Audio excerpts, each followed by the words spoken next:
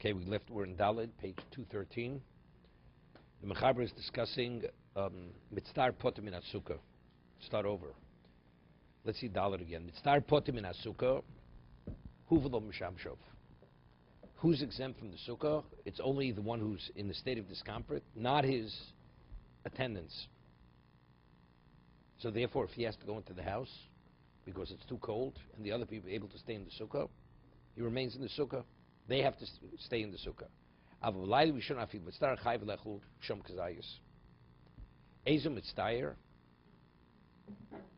What is mitztayer? Person is not able to sleep in the Sukkah neharuach because of the wind, nehazvuvim, paparushim, the flies, the insects, other bugs. Uchiyotzibuhim, obnei areach. There's a certain reach, smell, bad smell, stench.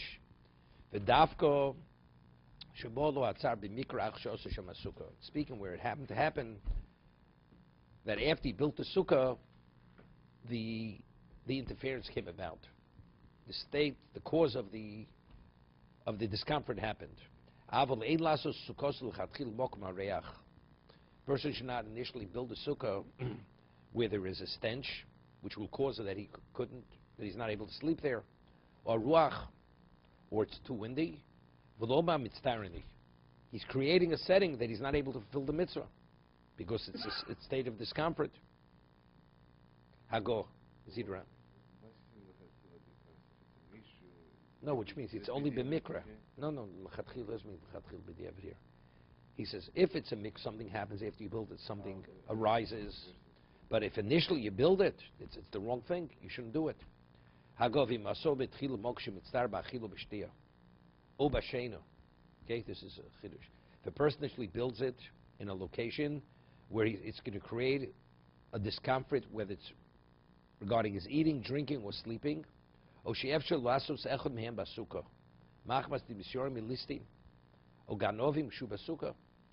built it in a way where it's not a protected location and he's concerned for his safety because of bandits and thieves.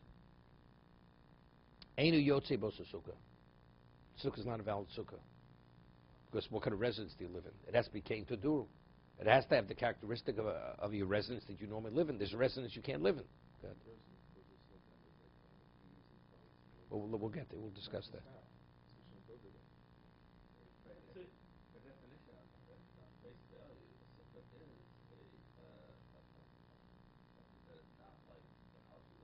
No, but if a house cannot protect you, if your residence cannot protect you, it's not a residence at any level. Right? We're talking about kain taduru. It has to have a semblance. It may be temporary, but it has a semblance of regular residence. Residence means you will stay there. Why is mitzvah potem in a sukkah? Why, if you're in a state of discomfort, why do you not have an obligation to remain? It's even forbidden to remain there. Why? But it's not supposed to be like yours. I'm asking you a basic question. Forget about the bugs and everything else. What? If you have difficulty eating matzah, you have to eat matzah regardless how difficult it is. So here also, sit in the sukkah regardless. The answer is because it has to be similar to the residence that you normally live in throughout the year. And just as the residence, you're not in a state of discomfort, here also you're not supposed to be in a state of discomfort. If you are, it's not similar. It's not similar. It's not the sukkah which the Torah is prescribing. Wait. So he says, Eini yotzmo sukkah klal, afil b'dvorm she'ein shlo mitztar b'him. Even the areas which you have no state of discomfort, you're not yotzei. Lo have kein diro shu chalasu shem kol shrochov. It has to be a residence that has to be fully functional. Eat, drink, and sleep. So he says, even if you're not able to sleep there, that in itself is a reason that doesn't meet the criteria of what a sukkah is. What a sukkah is supposed to be has to be a full residence. Okay? So it's difficult. So before we said, the minute people don't sleep in the sukkah, and it's a reliable reason, because it's too cold. Right? The Ramot says, if that's the case. So what do you eat there? How do you say Leisha Basuk? It should be Brach Levatola, according to what he's saying here. Because it has to be fully functional.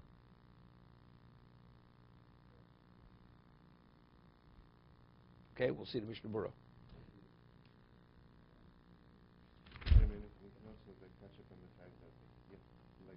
happening in Sukkot, and you put a pashas somewhere where you would not normally sleep. I mean, build this Sukkot so people can say whatever bracha in places in the city, but you're not going to sleep there. So. No, that's because your choice is not to sleep there.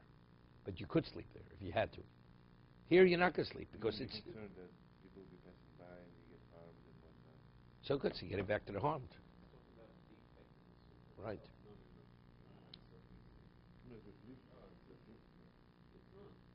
No, if you'll be victimized by thieves or bandits, you're not, that means you're not able to stay in there for sleeping. Yeah, let's see the Mishna Berura. Mitztayer, potter. Why is mitztayer? Why, if you're in a state of discomfort, why are you exempt from the sukkah? It has to be similar to your regular residence, similar as you would live in your own permanent residence. Throughout the year, one doesn't reside in a location which you're in a state of discomfort. But who's exempt? It's himself and not his attendants, which we said by a choler, person's not well. Not only is he exempt, even they. So over there, because over there, what was the reasoning? Osa mitzvah poter min mitzvah. That's the reason.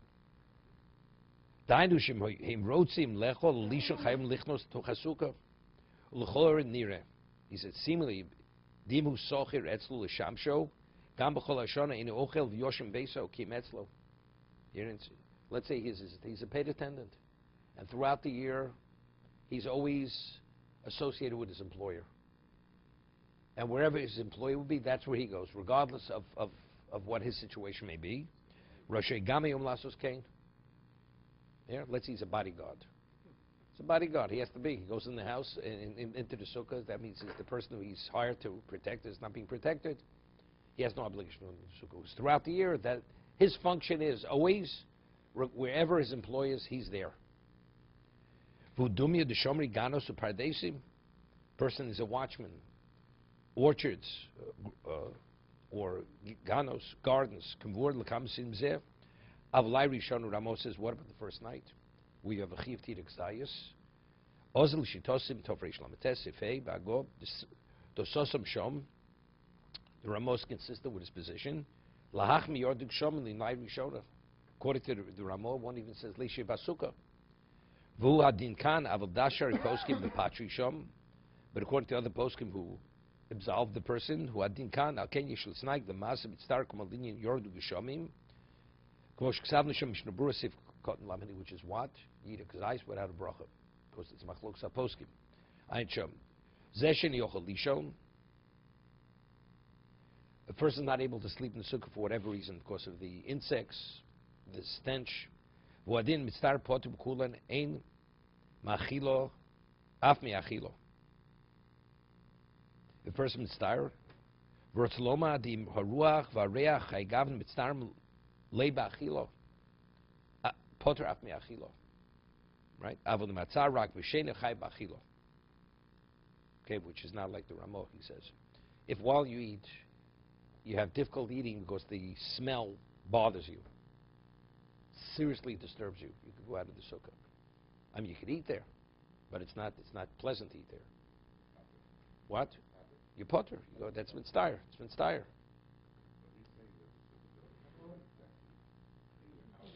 No, wait, but he says, although you be mitzvah for sleeping, you still have to eat. Okay, that's not the Ramah that we're going to see in a moment. It's interesting. I mean, sometimes, you're in the sukkah, and there's, if you want to call it music, in the street. It's so loud, it's disturbing. I mean, you can't function, right? It's almost like at a deafening level. So, that's mitzvah. I mean, you're being disturbed. Right? You can't eat in peace. So you have a right to go in your house and to eat in a more private, protected environment. It's not a protected environment over there. This kind of music, we're talking about, it's a type of, I'm not talking music. Yeah? They used to call it a boombox, right? They don't call it anymore, because nothing's booming any longer. Okay? In Iraq, they still boom. Over there, music doesn't boom. Ernie, that was for you to smile. Okay. Omei areach. I le'el sim tov reish chavtes Yeah. O b'sheino. So now the Ramos says if initially he made it in a location which he's in a state of discomfort for eating, drinking, or sleeping, pirush mokum lekot tzino, v'atzaru machmas haruach. It's a climate. It's not an issue of cold, but it's windy. Chiyotzu v'chanal ve'el mekobes korim yotzi yidei chovosa ba'achilo aval gavad lo yuchal lishan shom. Hear what he's saying? He's saying, in a situation where you could have constructed it differently, in a different location, you did not, you're not even Yotze for eating and drinking. Yeah, but we have to understand the rationale. Let's understand the rationale. Let's understand the rationale. Me'lemikri shom kain taduru. He's explaining it. Let's say the way you'd normally construct a temporary residence, you would pick a better location. And you chose a location which is not fully functional. You're not Yotze. But let's say it happens to be that region or that time of the year, in a temporary location, that's just the reality. It's cold. It's already the beginning of the winter. It's cold. That is considered a functional residence. If you're able to do better and you don't, and you choose something which is not fully functional, that's not considered residence. But if whoever would build this kind of this is the way he would build it, and it has this deficiency, that's a residence. We're speaking about location or this would be similar. We're talking about we spoke about the bunker. Bunker is damp and cold. And whoever would be, that's the situation. Is it a first choice? No, but you have to deal with your reality. That is the person's predicament. So because that is the predicament, and everybody is faced with the same issue. So you say, what about today? We have, if you're willing to spend the money, there's nothing you can't address, right? Temperature, safety, everything. So what degree? So to what point does a person have to put himself out? To what? So it seems to be from over here, it's a question of, if externally, it's not what I have to do. As long as, if I build a temporary residence and everybody will be confronted with the same issue, that's a valid residence. Right? As long as it meets the criteria of what a sukkah is. And it's not because I chose this location. It's just the reality of what the location is, the whole region, then it's considered a valid residence. You have no obligation to eat. No, but it's no different than if you have no obligation to eat in sukkah either. You choose not to eat bread, you can stay out of sukkah, whole sukkahs. Right? But there's a mitzvah to bring it upon yourself. So if you're able to create a setting where you're not mitzvah, of course, there's a mitzvah. Do you have to buy the heater? You don't have to buy the heater. So if I have to, I need a wood sukkah to sleep in the sukkah because there are animals around.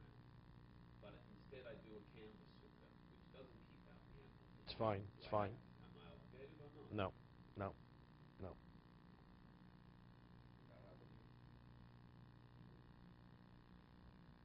So here we're speaking about, he chose to build it in a location with the thieves and bandits. He could have built it elsewhere, in a more secure location. So therefore, that's not because a person would not build something here if he can't sleep in it. But let's say the whole area, it's a dangerous area. A person lives in the area, that's just the reality of the area. Okay, I'm not going to get personal. I live in South Africa. You have to build a fortress, unless you build it in your compound, the sukkah. Okay?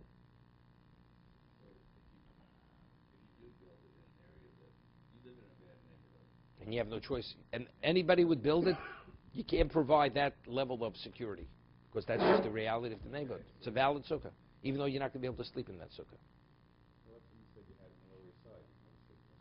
Yeah, luckily I understand it was valid. We're trying to understand why is it valid, right? So he's explaining. If you live in a cold climate, although you're not going to be able to sleep there, for eating and drinking, it's considered a valid sukkah. Everything. Yeah, that's what we conduct ourselves. And before the Mechaber and the Ramos said, he says, why don't people sleep in the sukkah today? Because it's cold.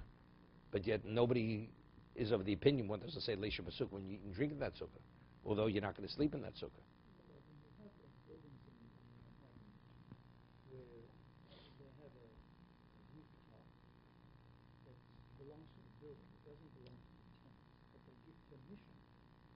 put a sukkah there. On the They roof. wouldn't give permission for people to sleep. So what would you say about such a sukkah? And that is quite, that is not unusual. This specifically that casino sleeping, you know? Well, no, I mean, I think it stands to reason. If you went to the building and said, do you mind if we sleep here? David, let me ask you a theoretical question. I'll ask you a theoretical question. I will go to the board and say, David Lobel would like to sleep in sukkah. And they said, yes, he could sleep there. Would you sleep there? I'm not talking about you. I'm talking about how you... I understand. You would say, is it a valid sukkah building like this, where it's designed only for meat? So it's not similar to living in your own home, because there's one major element. No, because it's the same thing. It's not because I chose, I have no choice but to build it. The only location I could build it is on the rooftop. There's no other location. So it's like I live in a climate where it's a cold climate. I have no choice. So this sukkah doesn't function within the context of sleeping. It's valid. So it's not plain to do it completely because it's missing a piece, but that doesn't invalidate it. That doesn't invalidate it. So that would be good. So you can go and make a bracha. Because anybody, if he would have only that choice, he would build that kind of sukkah. He would build that kind of residence. Normally a person builds a fully functional residence. But what happens, anybody in this location, he has no choice but to build a limited residence. That's where he'd build it. Right? Because he has no choice. The Ramos says where it's not valid, where he had the choice. And he chose to build it, limiting its function. That's where it's not a valid residence. I mean, but really we see this only to Mishna Berura. When you read the Ramo, it's not so No, but then we have a contradiction from before. Because he said earlier that because our climate is cold, therefore people are exempt from sleeping in the sukkah. But if someone's building a sukkah, their intention is to use it no matter where they build it. It's not like they're, No, definitely you're going to use it, but it has a limited usage. You're not able to sleep there. right, so if you're not able to sleep there, then you only eat there, David was saying. So it is a valid. It's valid. It's valid. Right? It is valid. It is valid. And can you say that real kiyum mitzvah is when you're eating and drinking in the sukkah, and that's why we make the bracha at that point. So you're behind the mitzvah whether you're sleeping there or not. No, we're not talking about that. We're talking about what is a sukkah. A sukkah has to be a residence. What is a residence? A residence means it accommodates all your residing needs. What's residing? Eating, drinking, sleeping. This doesn't. Saying it wouldn't be a kosher sukkah. It's not. That's exactly what we're saying. So that's what he's explaining. No. It is considered a residence. Because if a person does his best, he has no choice but that, so it's a limited, but it's a residence. But if a person has a choice to build it differently or a different location, which is available to the person, and chooses not to, since a person would not build the residence he's building, it's not recognized as a valid residence. So I don't have enough materials to build a 2-wall sukkah, so that's all I have. No, but that's your personal predicament. That's your personal predicament, right? My personal predicament, I mean, No, we talk about the way it's. No, that's a location. That's not a personal predicament. Because anybody in that location would build that type of sukkah, which only could accommodate you eating and drinking. You have no choice, because that happens to be where you are. That's not your personal situation, because you have a financial lack that you can't afford to buy the materials. Give you another example. Let's say there's, during prohibition times, Jews were only permitted to buy wine only for sacramental purposes. So you couldn't buy as much wine as you want. Really you're supposed to drink the shir of a Chazon Ish, right? They only allowed 3 ounces. And they figure out, so what are you supposed to do? I'm doing my best. So let's say they said we have a moratorium on building materials. And all Jews can only build whatever the minimum, shir to build a sukkah. So whatever, okay. And that minimum shir doesn't provide you with, okay. So it's not your predicament, it's everybody's predicament. So what is called a residence, based on the setting, on the situation, that's a residence. Then it would be valid. Efficiency comes from the outside. Right, it's not your personal, it's the state of reality of what everybody's confronted with. That's known as Rachel HaPatre, no? No, it's not onus. No, here you don't have to come out to onus Rachel HaPatre. No, because it's not onus, because it's recognized as a residence. That's called a residence. Understand? If nobody would consider this a residence, Because you could have done better. Said he, see, that's not a valid residence. That's not called a functional residence. But if everybody's in the same predicament, they said that, of course that's a residence. Maybe so just back into something when Cholamed, you think it gets to Lego world, and somebody has a pop-up somewhere, either in a garage or in the street or whatever the case is. Should one use that, say broch, is that valid? As long as it meets the criteria of what a sukkah is. You say the bracha.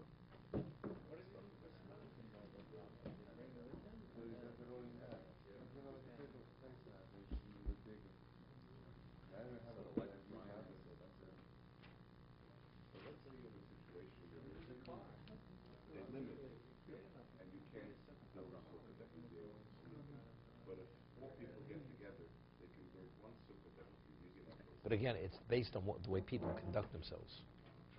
So since people don't do that, this is called this. No, it's not enough theoretically. It's the reality of the way people conduct themselves.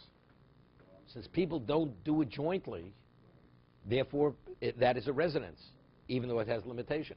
No, I'm saying it would be kosher to make it, but if you get together four people. Is it better? So somebody, you get a hidden mitzvah in a sense. Yeah. But only one person will be able to sleep there. Okay. Right.